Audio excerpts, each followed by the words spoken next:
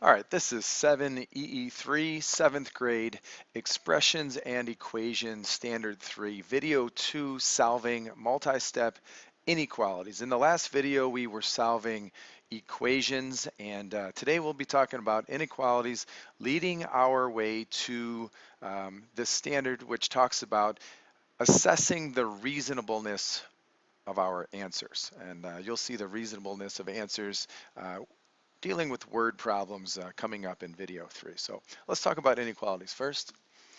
A few terms to know. I'd like you to copy these down in your journal and define them. We are going to solve multi-step inequalities. Now we have solved multi-step equations, and I have stayed away today from all of the negative integers. We're just going to be dealing with the positive integers and these inverse operations that we have been speaking about. And the only difference today really is the symbol that is in this expression. So the symbol greater than, I think you learned this probably in elementary school. We have all these inequality symbols. That means greater than, we have less than, we have greater than or equal to, and we also have less than or equal to. And no longer are we having an equation where the left side is equal to the right side. In this particular example, the left side must be greater than 11.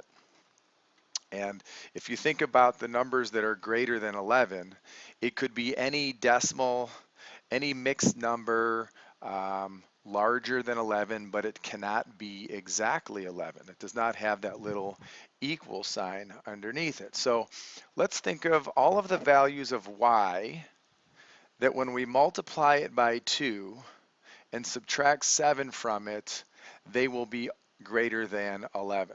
All right, so we're again looking for these values of y. So in order to do that, we're going to use all of our inverse operations. We have a product of 2 and a difference of 7. We're subtracting 7 away from that first term of 2y, and we are to make that negative 7 into 0. And by doing that, we add 7, we do the opposite. We add 7 to both sides. So we'll take the left side, 2y minus 7. To make this negative 7 into a 0, we must add 7. Bring down our symbol. And then if we added 7 to the left side, we have to add 7 to the right side. All right, so we have negative 7 plus 7 equaling a 0. And 2y is greater than 11 plus 7 is equal to 18. Last operation necessary, divide both sides by the coefficient.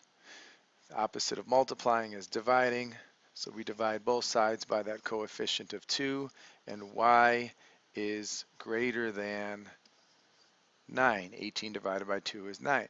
So all of the values that are greater than 9 will be working in this expression, in this inequality statement that we have right here. So think of the numbers that are greater than 9. Well, we know 10, 11, and 12 are greater than 9, but we can't forget about all of those decimals, all of those mixed numbers that would also work in here. So in order to take care of every single one of those answers, we create a number line. And in your definition terms, it says the graph of the inequality. So we have the inequality statement as being y is greater than 9. Now let's graph it. All right, so I have 3 little dashes here on the number line. You could have more than that. I just chose 3. A common mistake is that you just put a 0 here in the middle. You don't always have to put a 0 on a number line. So I like to take this number in question, 9, the number that we came up with, the integer 9, and I put that smack dab right in the middle, 9. And the importance of a number line, as you go to the right, the numbers get larger. So that would have to be a 10. And as you go to the left, the numbers get smaller. So that must be an 8. If we were dealing with negative answers here, negative integers, you got to remember that as you go to the left, they get smaller, and as you go to the right, they get bigger. In this video today, I did not have any of those. All right, now how do I graph this answer of the inequality? Well, you're going to have these open circled and closed circles. What I mean by that is an open circle and a circle that is closed or shaded in. All right. Shaded in means we included color on the inside of the circle. All of this purple was included inside. So when we're talking about answers, if the number is equal to 9, then that number is included in the answer. So we'd put a colored in circle on 9. Although it looks here like y has to be greater than 9 and not include it. So if we're not counting it as part of the answer, we're going to leave it open, like empty. So we'll come down to the 9 and leave an open circle. 9 is not part of the answer. Well, who is part of the answer? Well, the number's greater than 9, so we're going to be all of the numbers to the right. And to show that, we're going to take our pencil and we're going to shade in the number line, please. Don't shade above or below it. Take the actual line and shade it, but don't stop at the arrow, because the arrow means it's continuous all the way to the right. All those numbers like 11, 12, etc. have to be included. So we're going to take that arrow and we're also going to shade it in as part of the answer. Okay, so we have the inequality answer of y is greater than 9, and we also have the graph of the inequality answer, the number line. All right, I have just a few more examples to show all this, some of our opposite operations, inverse operations, and some of these different symbols. Solving for y, we need to be rid of that positive 17. Let's turn that into a 0. So the opposite of adding 17 is subtracting 17. We have our symbol, and we have to take this 44 and subtract 17 from it. All right, let's take care of this. Is a 0. We're left with 3y being greater than or equal to 27. All right, one more step. To get rid of that coefficient of 3, we divide both sides by 3, and y is greater than or equal to, let's see, 27 divided by 3 is, oh, I didn't do that on purpose. We have another 9 answer. So now we're going to take this inequality answer of y being greater than or equal to 9, come down to our graph, the number line. The number in question is 9 again, so we'll put it right in the middle. To the right would be 10, to the left would be 8. And now look at the symbol. What are the two choices for the symbol? We have this open circle, which means 9 does not work. It's not included in the answer. Or we color it in. And 9 is part of the answer. So is y greater than 9? No. Is y going to be equal to 9? Yes. So on this graph, we're going to take the circle on 9. We're going to color it in because it will work. And then we're going to pick an area to shade, either to the left or to the right. Well, who's greater than 9? Y is greater than, open symbol here to the left. Those are all of those numbers again going this direction.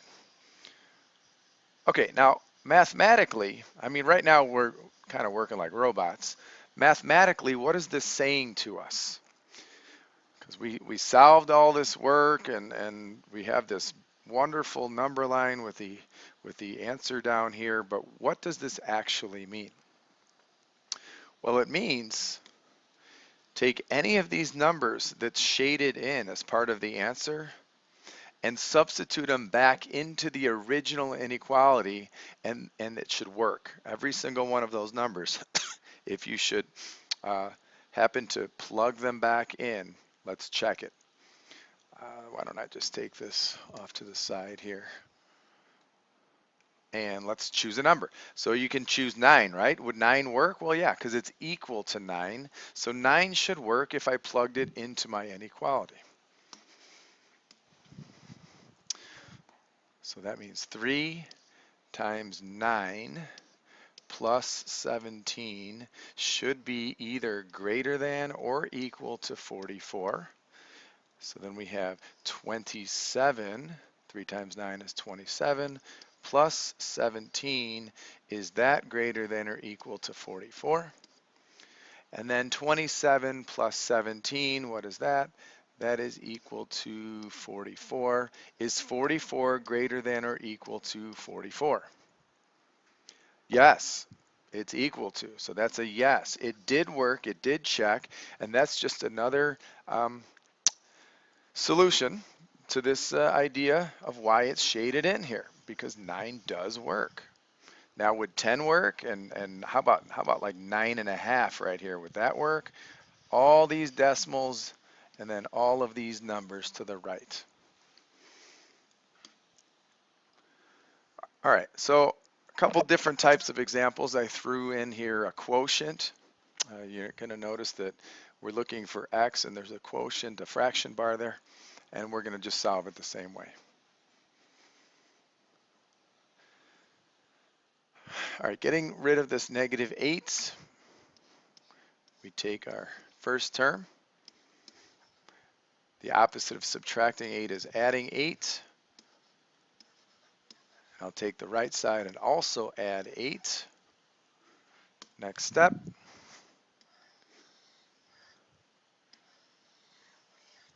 We have x divided by 2 is less than, what, 32 plus 8 is 40.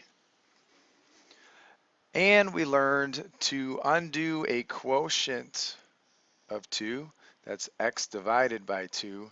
The opposite of dividing by 2 is multiplying by 2. So we'll multiply both sides by 2, and we're going to be left with x is less than 80. And if you check that, take that 80, plug it back over here. 80 divided by 2 is 40. Now we need to figure out if that in fact would work.